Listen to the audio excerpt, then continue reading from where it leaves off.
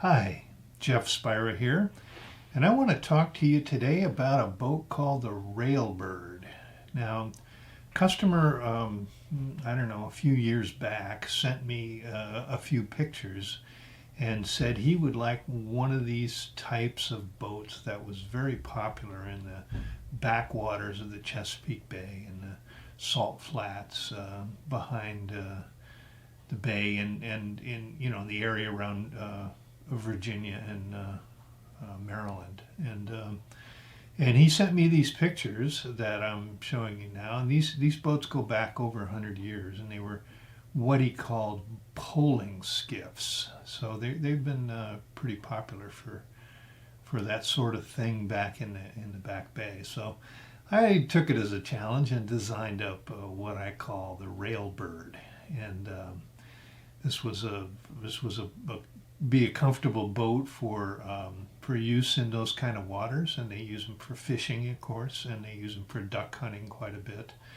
And they use them for bow fishing and gigging and all kinds of things in backwaters and flats and wetlands and small streams and different things like that, where you need to be able to sit or stand in it and catch fish, along those lines. So anyway, this is my version of the Railbird, and a fellow named Beau Smith, and from the numbers on it, I take it he's from Florida. So he built one, and it was nice enough to create some videos and send some pictures for me. And these are the pictures of his boat. So have a look at them and tell me what you think. This is a strongback. This is the platform that I'll build the Railbird from. As you can see, I used a 16-foot 2x6 with 2x4 uprights. I added some gussets. The last project I did, the strongback got a little flimsy toward the end of the project. The dust that you generate from sanding is quite tremendous. So I added some casters on this strongback so I could roll it out of the garage and make most of the mess outside. So I started out the project. I laid out all the angles for the frames. I did this on a piece of scrap plywood that I had from another project. This will allow me to get the angles right, and I double checked and laid this out with a square and took very precise measurements. And if I make mistakes now, it'll be a bigger problem later, so I'm really taking my time to get a good start. And also on the strongback, I've laid out the measurements where I need to attach the frames of the boat. The next step will be to start to construct the frames, and then I'll space up the frames off of the top surface of the strongback. That's based on certain measurements on the blueprints that you can get from Jeff Spira, and this boat will start going together rather quickly. I'm constructing frame 2. I'm going to work my way from the outside in case I get glue everywhere. It won't mess up the work surface that I'm on. And I did a dry fit where I laid it out. I ran some screws into it lightly to help everything line up. When you put the glue on it, it tends to be a little on the slippery side. But now that I have the dry fit, I dampen the surface a little bit as the directions on the glue. Put a little bit of glue on each side of the frame where I'm making my joint. And this glue will expand and foam up. You want to put enough on there to get the job done, but if you put too much, it's just going to make a huge mess. So now that I have that fitted up, we're just going to line up the holes.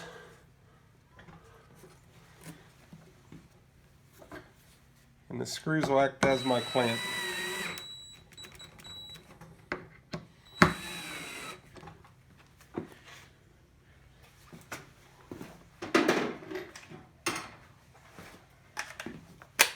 It helps if your drill is fully charged. Alright, clamp down in 24 hours. It'll be as strong as it's going to be. I've constructed all of the frames and I've attached them to the strong back. You can see the upright blocks.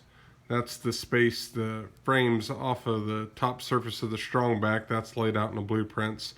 I've mounted the stem in the front. I used some 3/8 plywood and some scrap wood to get the stem nice and centered.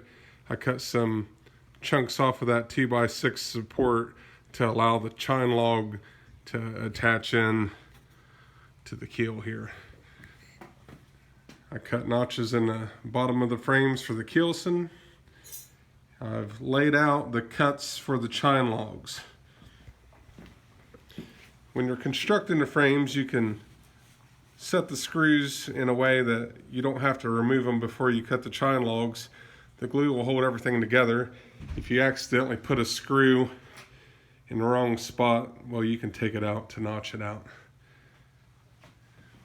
This is the stern. I have the transom mounted at the proper angle. I pre-notched all of these before I set it in to make it easier. For the keelson, I bought a 2x4, not a 2x4, but a 1x4, and I'm going to cut it with the table saw down the 3 inches that it calls for. I didn't feel like splicing that. Well, the shear clamp and the chine log's installed. You can see, cut these joints, that all set back. There's 2 tools I bought for this project that I didn't have on the first one. I bought a plane and this Japanese style pull saw. And when you're trying to make these joints, you can lightly clamp the pieces of wood together, and you can come in with this saw and you can really clean that up nice. So this is what this all ends up looking like. And here, get these joints all nice and tight and glued and put a screw in it, and then you're all set.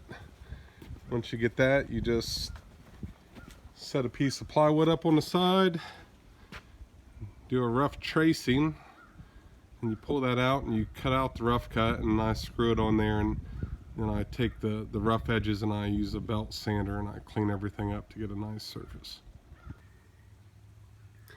I've made some pretty good progress since the last clip, and I got a little ahead of myself and I forgot to film laying the fiberglass.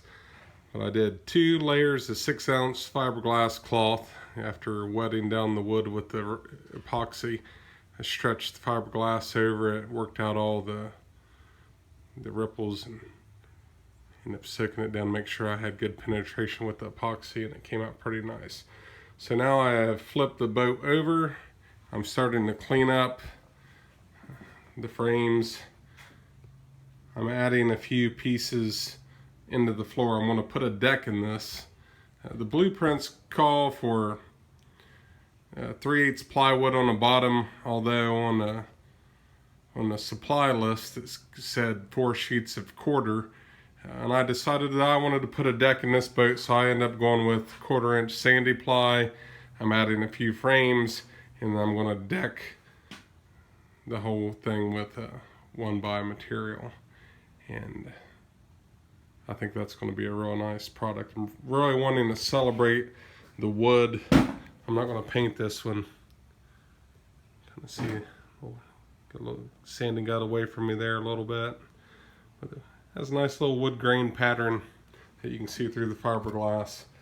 I also have a decorative piece I'm going to put here in the front.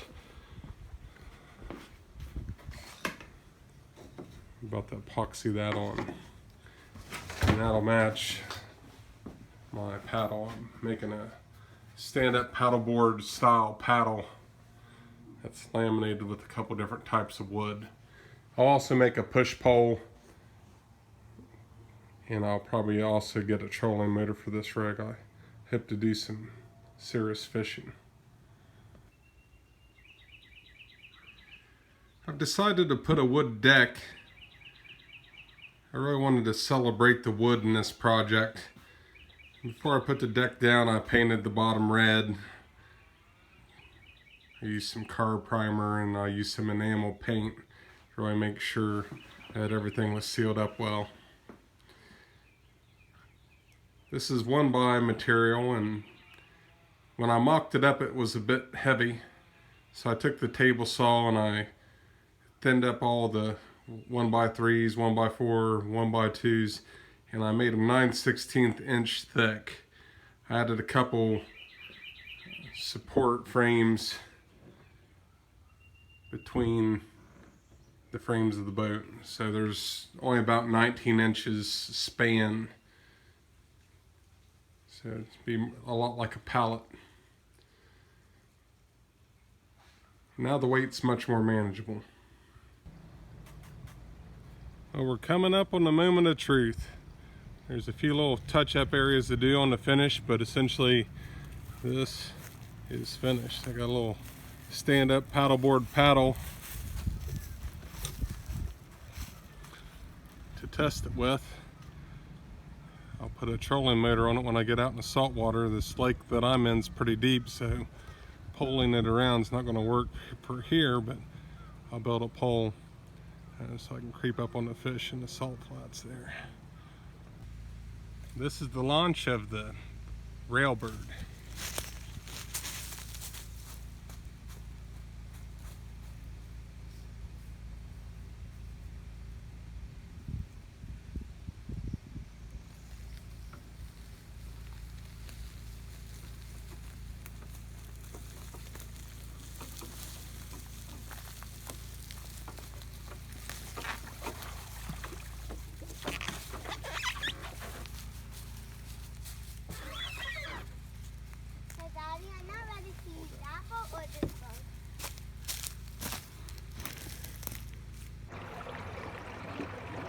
So this is the Railbird moving under trolling motor power.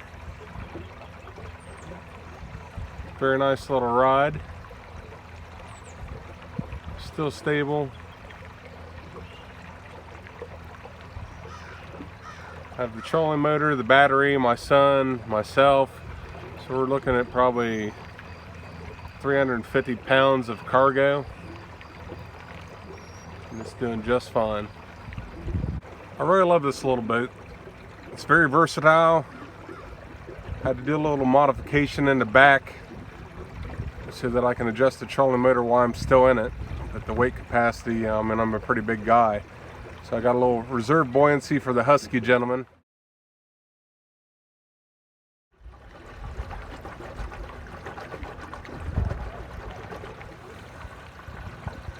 Turn this down a little bit, it gets super quiet.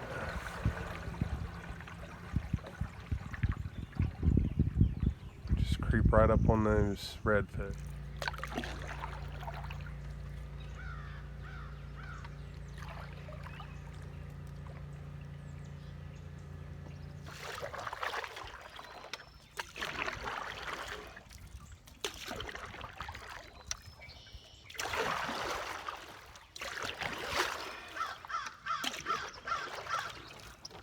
I'm going to take a moment and just review this build. The Railbird is awesome. I really love this boat. It'll do anything that you want it to do. You can stand up and paddle it. You can stand up and fish. You can sit down and paddle it effortlessly. You can put a trolling motor on it to get you to the fishing hole quicker. I could have a 250-pound man, lead acid battery, trolling motor, and a spare child, and this thing will still perform. You got to get one of these. Thanks for watching this video.